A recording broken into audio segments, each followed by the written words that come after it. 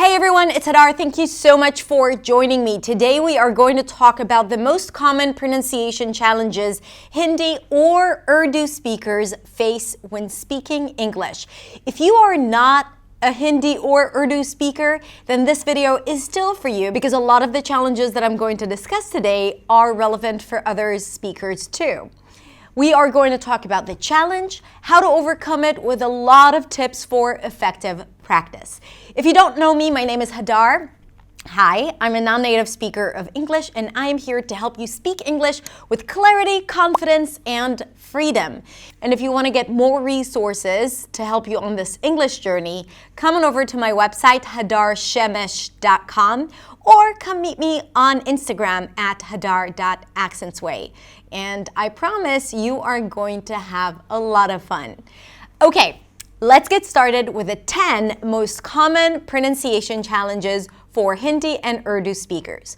The first one is confusing the W sound as in wine and the V sound as in vine. Here's the thing, the speakers of Hindi and Urdu do know how to pronounce those two sounds, W and V. However, they are perceived as another consonant, which is somewhere in between. It's a V sound produced with the two lips that come together and create this friction. It's not a V, as the bottom lip doesn't touch the teeth, and it's not a W because the lips come too close together, and it's different from the W sound where there is no contact between the lips. V, W. A lot of times when we talk about the challenges in pronunciation, we don't only talk about what happens in the mouth, the actual pronunciation, but also how it's perceived. Because if we can't hear the differences or if it's categorized as one sound, then we might confuse the sounds and use them interchangeably, which is usually the case when it comes to Hindi or Urdu speakers. So the main thing is to recognize that there are two sounds and they're produced differently. The V, usually represented with a V sound, is produced where the bottom lip touches the top teeth. There must be contact between the lip and the teeth, creating this friction sound. Very, vine, every, and vicious. The W is different because the lips come close together, they don't touch, and there is no friction. W. Technically, the back of the tongue goes up as well. W. W. Why? No friction. You can't hear the vibrations. Wish. Wedding. Now, let's switch around between the V and the W. W, V. W, V. W, V. W, V. So if you want to practice this, you first need to train your lips to do these two sounds on command, and going back and forth between those two sounds is really, really good. Then you want to practice minimal pairs, words with V and words with W, that they're exactly the same except for that one sound, like wine and vine or we and V, and then use it in context. I have prepared for you a PDF with exercises and audio practice that you can download for free and practice these challenges so that you can integrate these new sounds into your speech spontaneously and confidently. You can click the link below to download the American Pronunciation Guide for Hindi or Urdu speakers. The next challenge is really, really important to overcome because it immediately affects your clarity, and that is misplacing the primary stress. The primary stress is the most dominant syllable in the word. For example, in the word attitude, the primary stress is on a. In the word engineer, the primary stress is on the final syllable, engineer. The stress in American English is not predictable, unlike the stress in Hindi or Urdu. And then the speaker can anticipate the stress. A lot of times speakers of these languages may apply the stress patterns of those languages onto English, or they anticipate the stress based on the patterns of their own language, and as a result they misplace the stress, causing themselves to sound a little less clear. And then they may say engineer instead of engineer, or mistake instead of mistake, or financial instead of financial. recognizing the primary stress and knowing how to stress it is crucial. I actually have a video about identifying and pronouncing the primary stress correctly, and I'm going to link to it in the description below so you can practice it on your own. Let's move on to the next challenge. The next challenge is simplifying diphthongs. There are 5 diphthongs in American English. A diphthong is a vowel that changes within the same syllable. So basically it's 2 vowels that merge into one.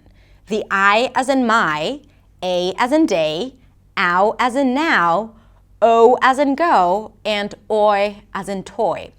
In Hindi or Urdu, there are no diphthongs, and a lot of times it's really hard for those speakers to transition from one sound to another. So what happens is that those speakers only pronounce the first part of the diphthong without shifting into the second part.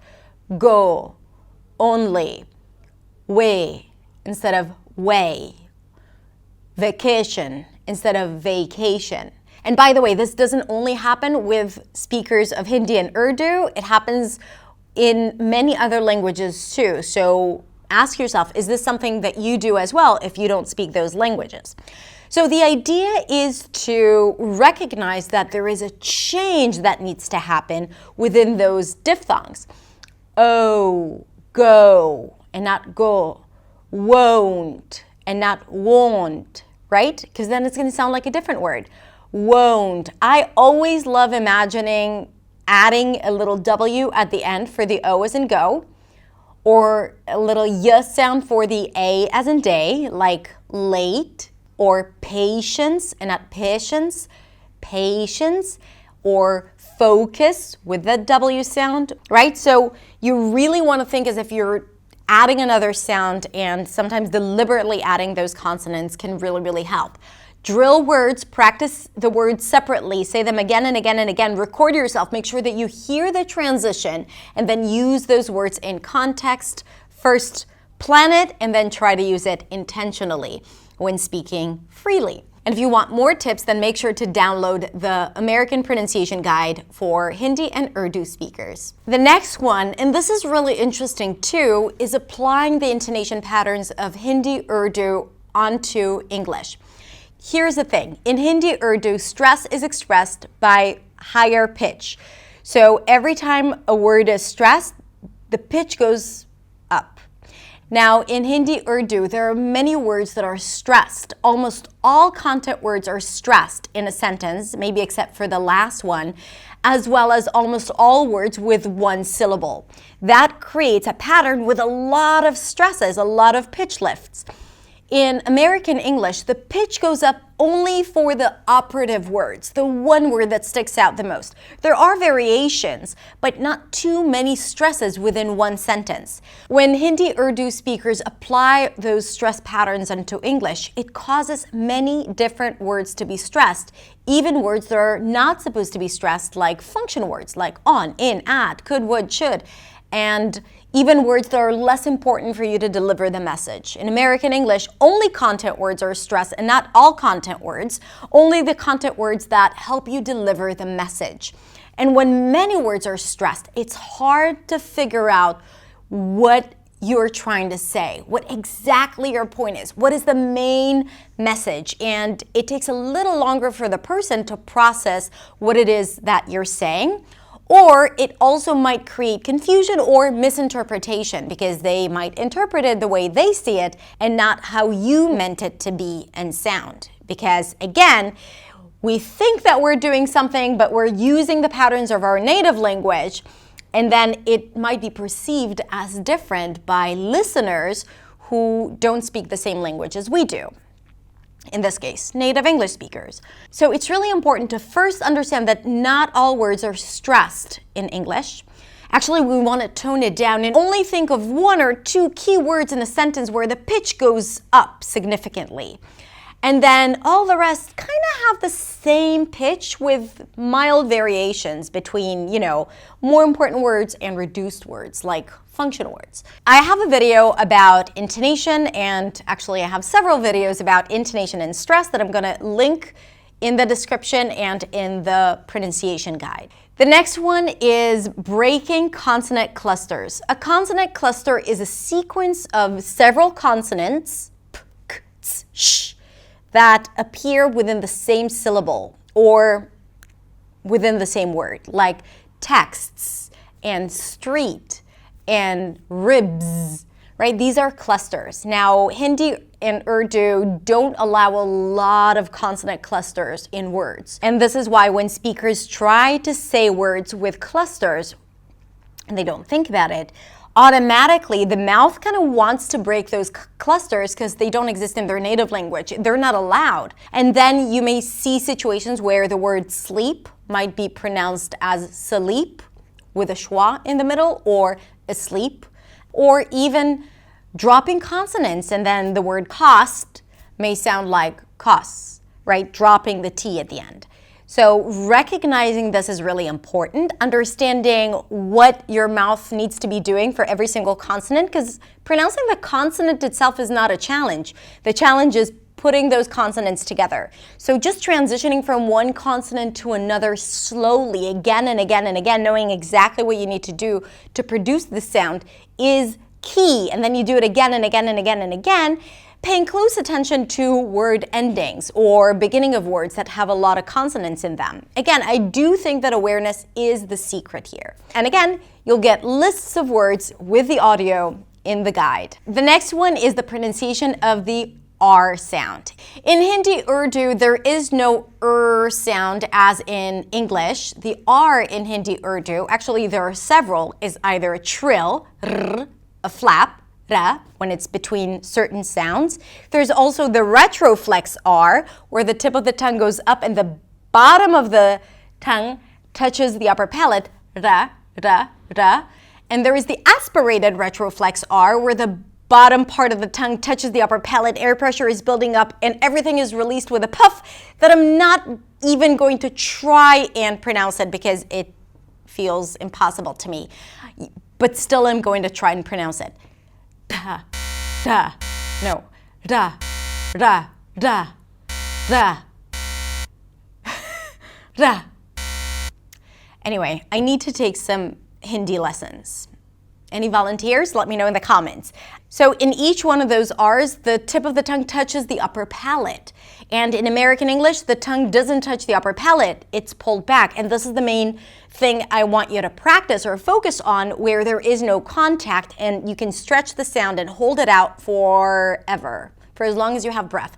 Red. When you trill it, you can't really hold it. It just keeps rolling. But red versus red or red. Okay? So pay attention to those differences.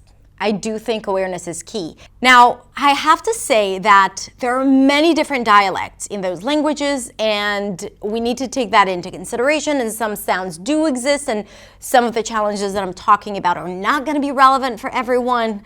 I'm just generalizing here because really, like when it comes to languages, it's so individual and dialect specific that you can't address everything in one video about the 10 pronunciation challenges. Okay, so just a little caveat here for all of you who are about to comment and say that this is not relevant to you. I know. The next one is mispronouncing stop sounds. In Hindi Urdu, there are several different stop sounds. Let's start with a P and B. There are the aspirated P as in pay, that exists in English as well, or a regular P as in spy, ba, versus pa. Same thing happens with B. So there is the regular B as in bay, and in Hindi Urdu there is also an aspirated voiced stop sound like ba, ba. So sometimes those speakers kind of confuse those 4 different consonants when it comes to the consonants of English. Here's the thing. When it comes to the P sound, when the sound is at the beginning of a word or at the beginning of a strong syllable, then the P should be aspirated. But because there is this confusion around sounds, because the rules are not the same in English and Hindi, then what happens is that sometimes they will underpronounce the P, bay, instead of pay, even though the P exists in Hindi Urdu. And then when it's unaspirated, it might sound like a B. So bay might be perceived as bay.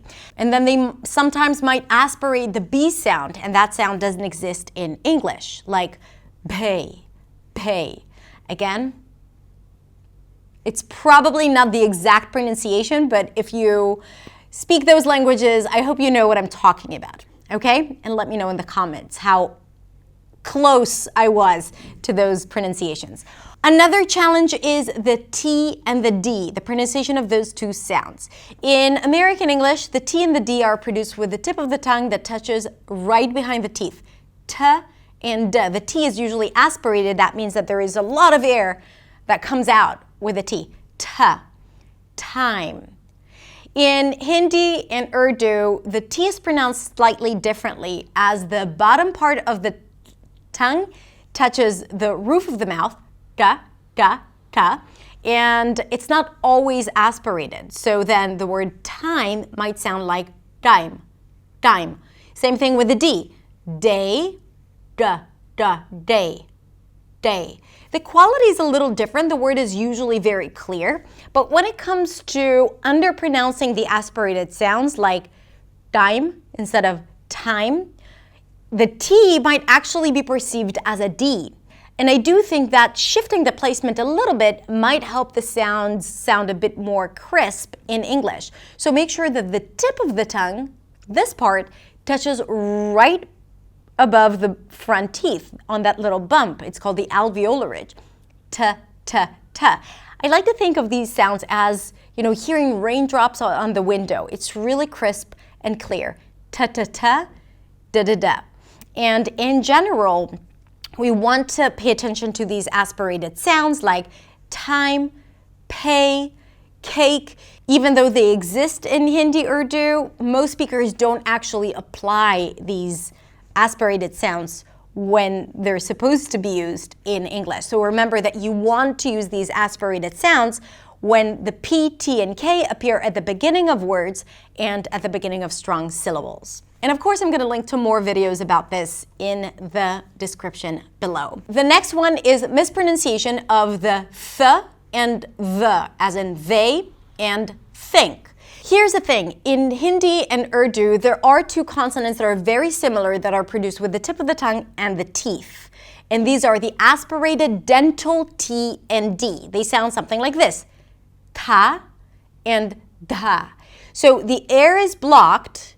It doesn't flow out freely like we expect from the TH sound, th versus tha.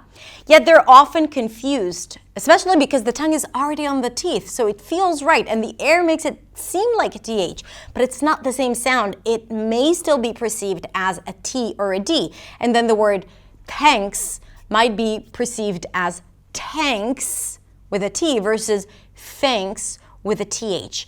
The secret here is to relax the tongue to allow the air to pass.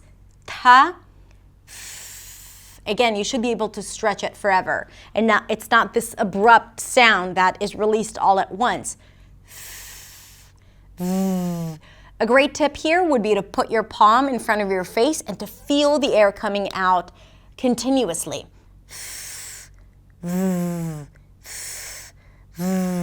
Do it again and again until you feel that the tongue starts to relax a bit and to allow the air to flow out. In terms of the position of the tongue, that's going to be easy for you. For some speakers, it's so hard to even bring the tip of the tongue out. For you, it's easy peasy. You're already doing it. It's just about the tension and understanding that the sound is continuous rather than a stopped sound.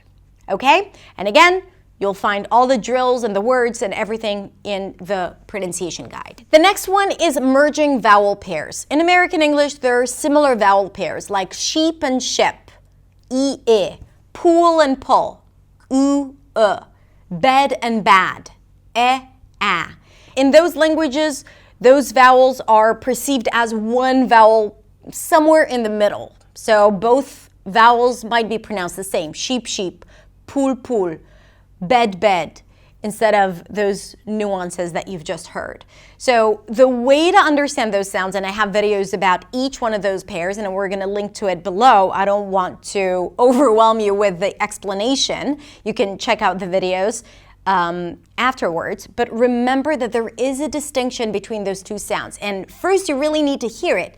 Sheep, ship, least, list, long, tense, relaxed, short, feet, fit. Same thing with the pool, pull, tense, oo, pool, longer, the tongue is higher, pull, shorter, the tongue is lower, food, foot, bed, bad. The difference here is the jaw drop. Okay, so you want to recognize those nuances. There are more vowels in American English than in those languages. And if there are less vowels, you are likely to merge similar vowel sounds, and that might affect your clarity because you might be saying one word and it might be perceived as another one. Usually it doesn't happen because of context. Like if you say, you know, I need to sheep it, and the context is that you need to send it to someone, then no one would think that you're talking about turning it into a sheep, right? But still, if it takes a split second for people to understand and to analyze what you're saying, it might affect how your message is perceived. And this is why it's important to become aware of it and to be more in control of your sounds, or at least to create more freedom for yourself in terms of the sounds that you're able to make. And then it's your choice, and you can do whatever you want and use it whenever you need, especially when you recognize that people don't understand you.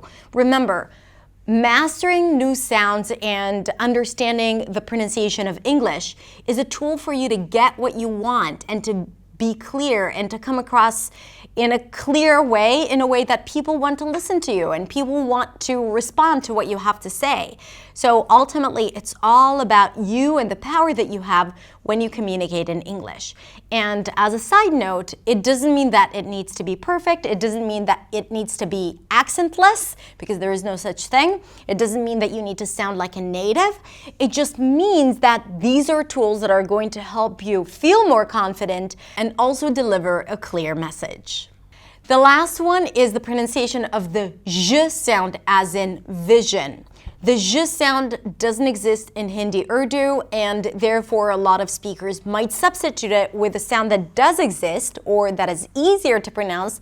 For example, the z sound or the j sound. That is the same, except that there is a d at the beginning. J versus j. And then the mispronunciation can create a confusion. For example, in the word version, adding a d sound would make it sound like virgin, which is a little different. So here's the thing. The j sound is the voiced pair of sh. To pronounce the sh sound, the tongue goes up. It doesn't block the air, but comes up and almost touches the roof of the mouth. The lips round a bit, and you need to release air. Sh, sh. And all you need to do is activate your vocal cords, sh, without changing anything here.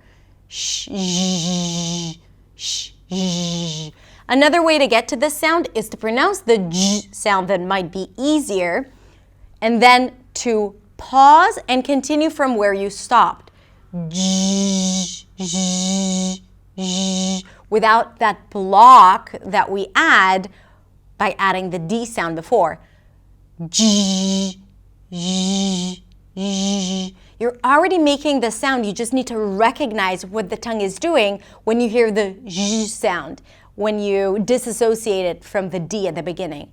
J, j, j, j. Virgin, version. J, j. Okay, that's it. I hope this was insightful and helpful. Remember, first you need to perceive what is causing these challenges to be challenges, and then you want to work on your pronunciation, and then you want to practice it so you can make it your own, and you want to develop the muscle memory, and then you want to use it intentionally when speaking. This is how you build pronunciation confidence. And don't forget to download the pronunciation guide for Hindi speakers. Thank you so much for being here. If you enjoyed this video, please click like and share it with your friends. And you can also subscribe if you haven't yet, so you can get a fun video about pronunciation or English fluency every single week. And if you want to connect even more, come and follow me on Instagram at hadar.accentsway. Okay, that's it. Thank you so much for being here. And remember, mistakes is the only way to learn. Have a beautiful day, and I'll see you next week in the next video. Bye.